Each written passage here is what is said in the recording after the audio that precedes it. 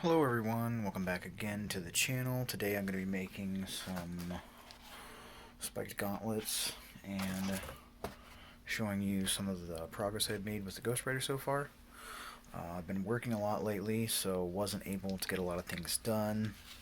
I also purchased some hands and gloves.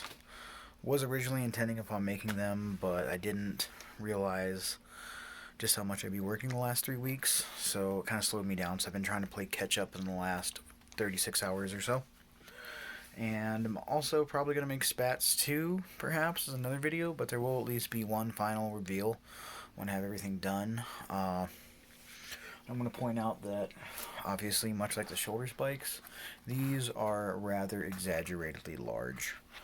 So there is a link to the patterns on Facebook that you can just download and print out if you want to try something similar. Although I do recommend, especially if you're wearing it over a jacket or you want something that's form-fitting for your arm, that you just wrap yourself in saran wrap and duct tape and then cut that off to make your base pattern, and you can just use the spikes from these and bang it out like that. But yeah, I'm going to include some different styled spikes if you want something that's less 90s Dan Ketch Ghostwriter and more current Marvel canon Ghostwriter.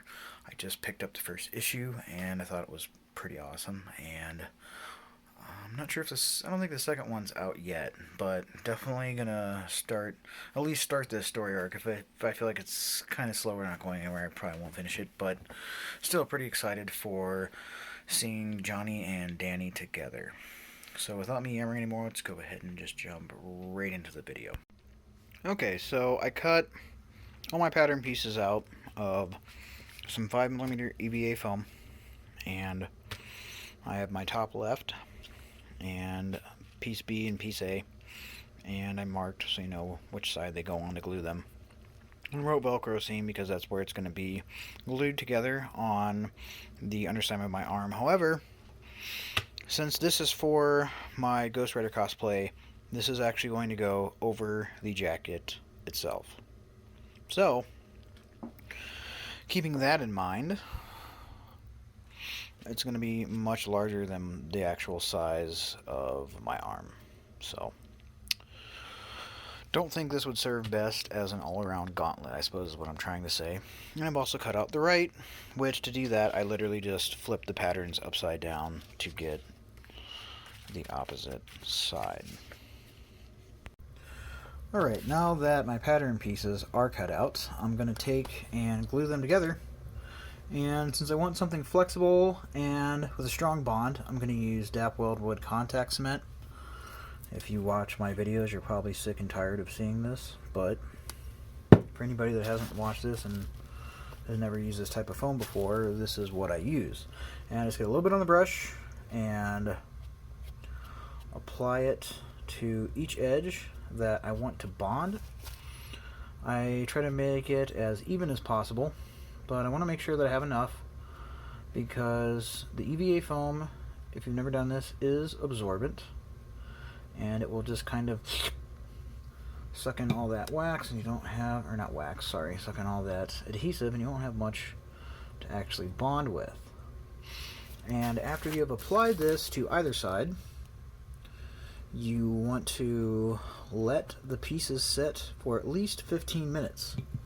You actually want it to be not sticky to the touch. Usually takes about 15 minutes, sometimes 20. Then you have to line up your pieces and glue them together as evenly as possible, because with contact cement it is one and done. You don't get a chance to pull it apart and try again.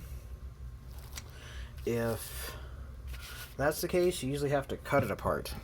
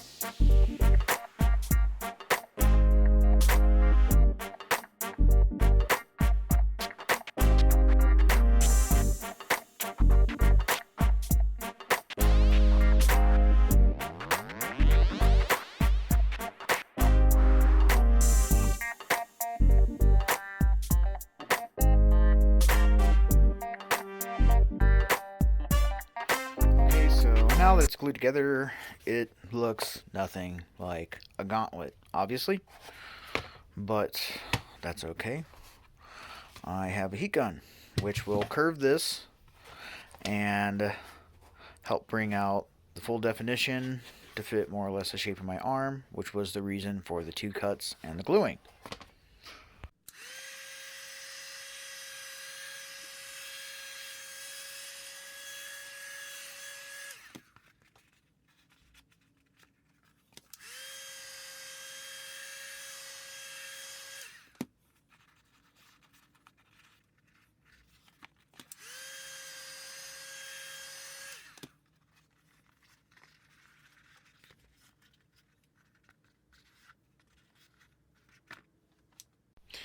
Okay, and here they are after I've heated them. This is the right, and this is the left.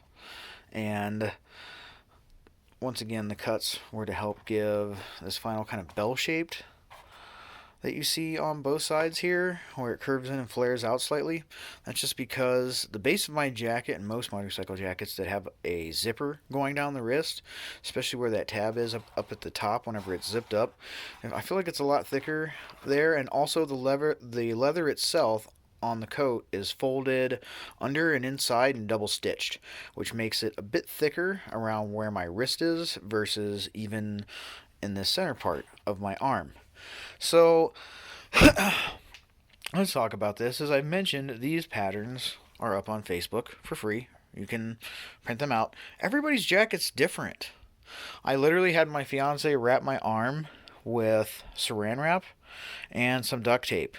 And that's how I came up with these. So, if you want something that fits you exactly, that's literally all you have to do. Is just wrap your arm with saran wrap and duct tape, do some cut lines to make sure that your pieces will lay out flat. Like I said, I did mine sideways. And yeah, I have this. Next, spikes. As of this point, I've decided to do a total of 24 spikes, 3 rows, and the 3 rows of spikes are going to be 4 each, so that's 12 per side. However, if I don't think it looks like enough, I may add a total of 5. I don't know, I have to get these spikes put together first, but I'm starting off with these 24.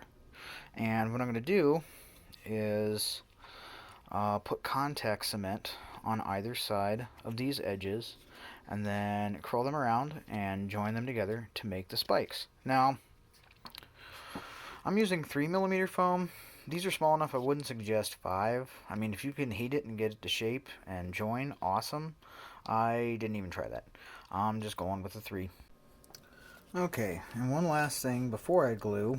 Similar, if you saw my video where I did the shoulder spikes and the flames on Ghost Rider, I'm taking a sharp pair of scissors, and I'm taking my patterns, and I'm essentially cutting this at an angle, like that, on both sides. Be very careful when you do this that you don't cut yourself. Just like that. It makes the foam thinner so that whenever I'm trying to glue it, I can ultimately get a sharper point, if that makes sense. I just do that on repeat.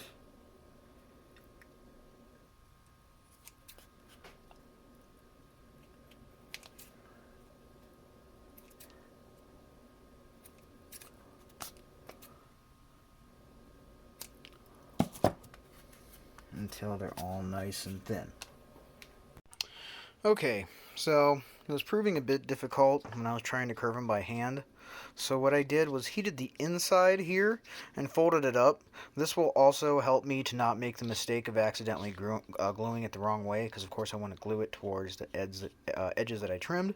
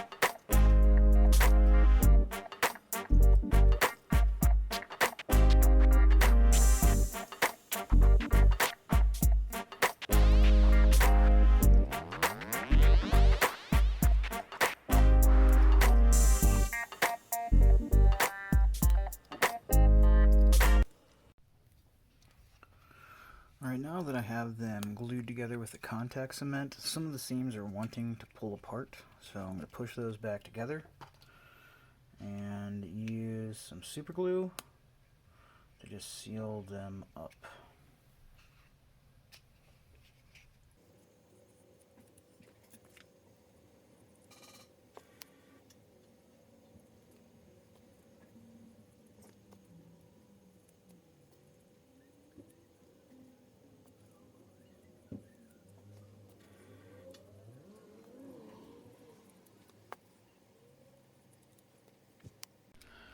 Okay, so I've already gone through off camera and assembled one,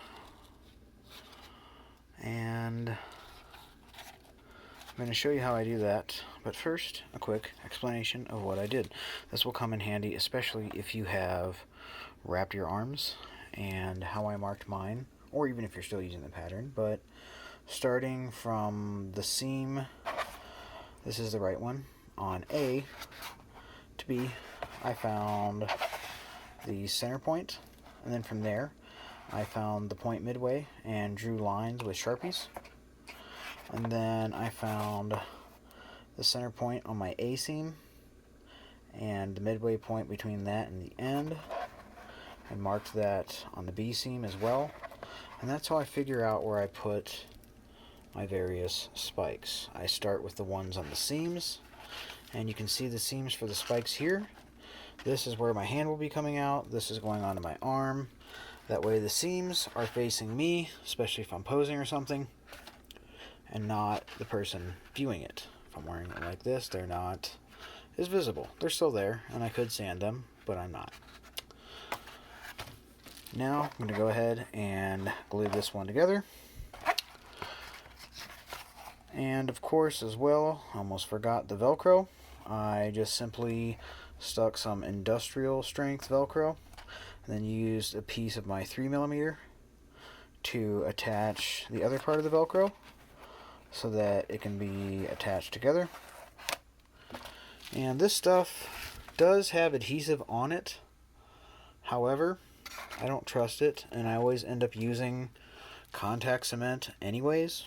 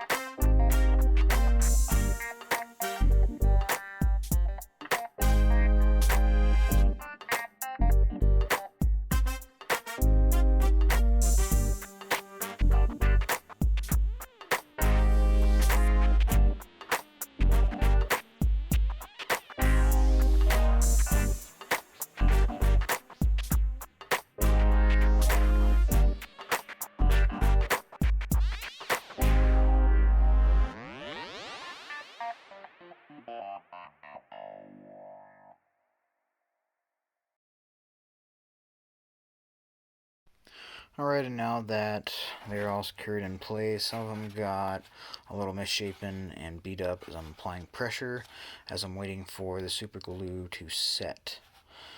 So, that's something that I just have to deal with. And to do that, I'm going to use a heat gun. And you may have noticed, I didn't put any on the bottom.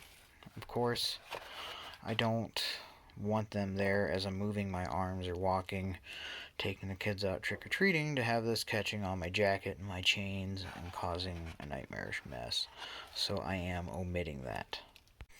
Alright, so using a Sharpie, I made some guidelines and then took my X-Acto knife and cut lines into it.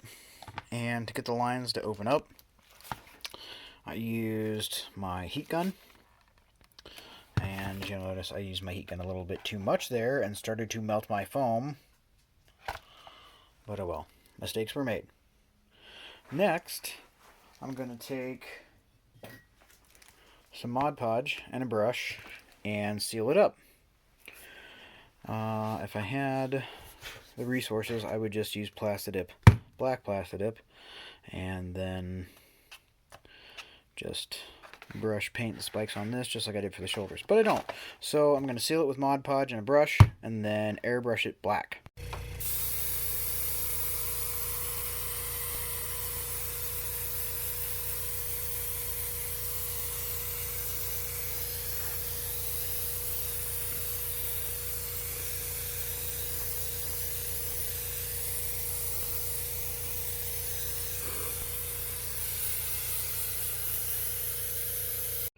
Alright, now that I've sealed them and then painted them black and let them dry, I'm now going to take some Model Masters Silver Chrome and an old beat up paintbrush, and I'm going to use that to dry brush silver onto the spikes just like I did for the jacket.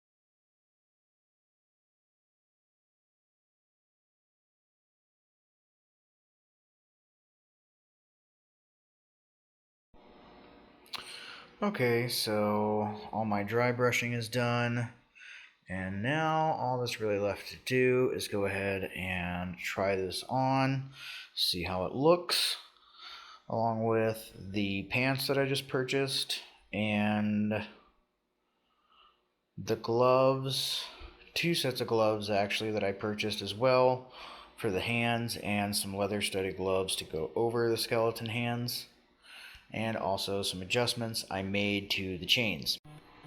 So before I tried this on, I might as well show you what this turned into at this point. I got the chains under control and adjusted individual lengths.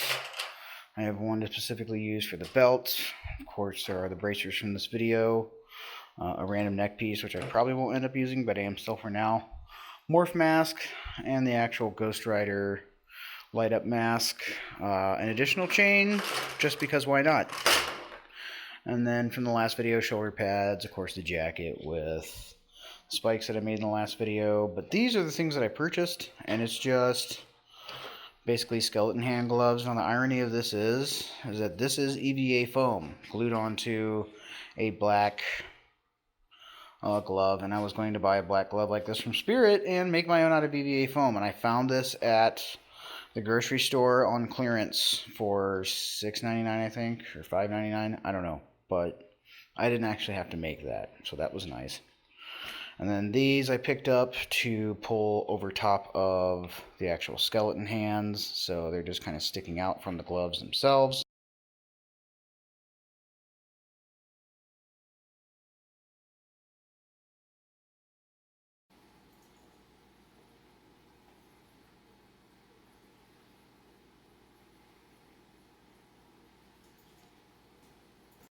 Okay, so one of the things I was not able to put on was the neck, and I did not put on the pants, and by the time I realized it, I wasn't starting over. It was kind of a contortionist act to be able to get this stuff on by myself.